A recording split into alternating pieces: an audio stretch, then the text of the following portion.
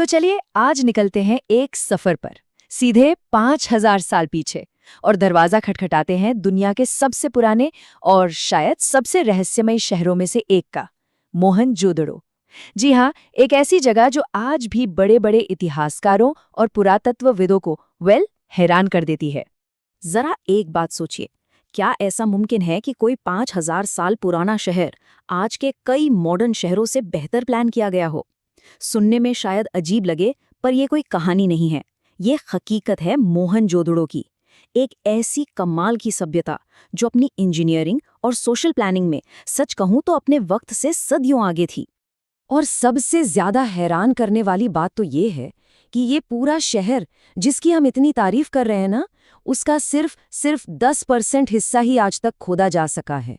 इसका मतलब 90% शहर आज भी अपने सारे राज लिए जमीन के नीचे ही दबा हुआ है। जरा सोचिए। अच्छा, एक और मजेदार बात, मोहनजोदाड़ो जो नाम है वो इसका असली नाम था ही नहीं। ये तो बहुत बाद में दिया गया एक नाम है जिसका मतलब होता है मुर्दों का टीला।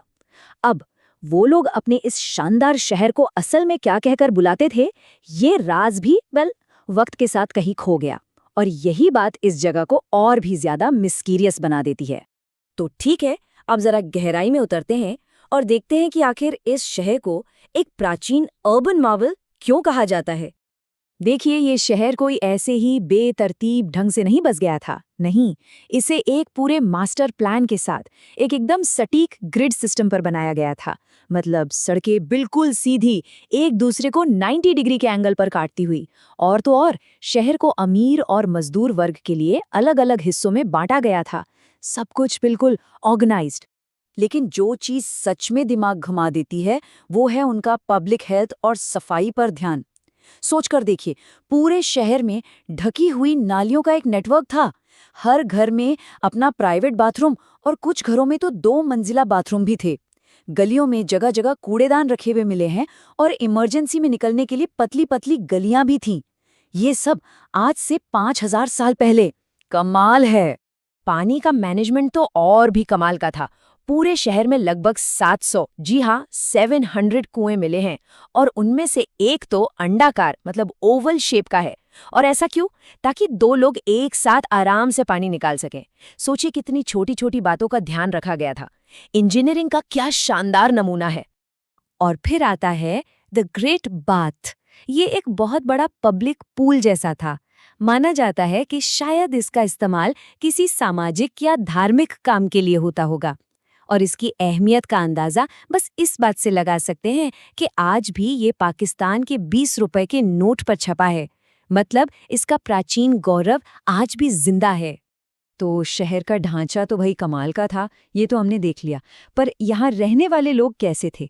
उनकी जिंदगी कैसी थी?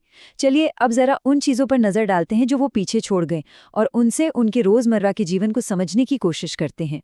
मतलब, अगर शहर एक शरीर था तो उसकी आत्मा क्या थी? वो क्या चीजें थीं जो उनकी जिंदगी में मायने रखती थी? उनका छोड़ा हुआ सामान हमें उनकी कहानी का कौन सा पन्ना पढ़कर सुनाता है? देखिए, यहाँ जो चीजें मिली हैं उनसे एक बड़ी दिलचस्प तस्वीर उभरती है। जैसे मिट्टी के शानदार बर्तन, खिलौने और नाव के छोटे छोटे मॉडल। ये बताते हैं कि यहाँ कितने हुनरमंद कारीगर थे।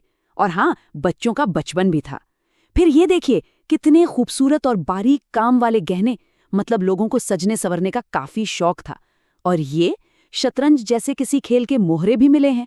और हाँ, ये मोहरे जिन पर कुछ लिखा हुआ है, ये व्यापार और मिल्कियत का सबूत तो है ही, पर ये एक ऐसी लिपि का भी सबूत है जिसे आज तक कोई पढ़ नहीं सका है। तांबे के औजार, मछली पकड़ने के हुक, और तो और 5000 साल पुराने गेहूं के दाने, ये सब मिलकर उनकी टेक्नोलॉजी और खेती की एक पूरी कहानी सुनाते हैं। लेकिन हर शानदार कहानी की तरह इस कहानी में भी कुछ पन्ने खाली हैं, कुछ राज दफन हैं। तो चलिए बात करते हैं उन अनसुलझे रहस्यों की जो आज भी हमें सोचने पर मजबूर कर देते हैं। तो देखिए, एक तरफ हम ये तो जान गए हैं कि वो कमाल के शहर बनाने वाले और इंजीनियर थे।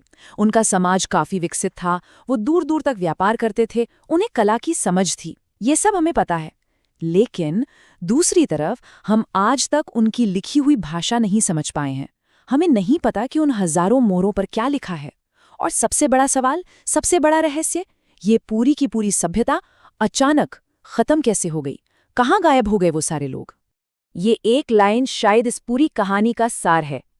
हम एक बेहद संगठित, साफ सुथरा और तरक्की किया हुआ समाज देखते हैं, और फिर बस खामोशी।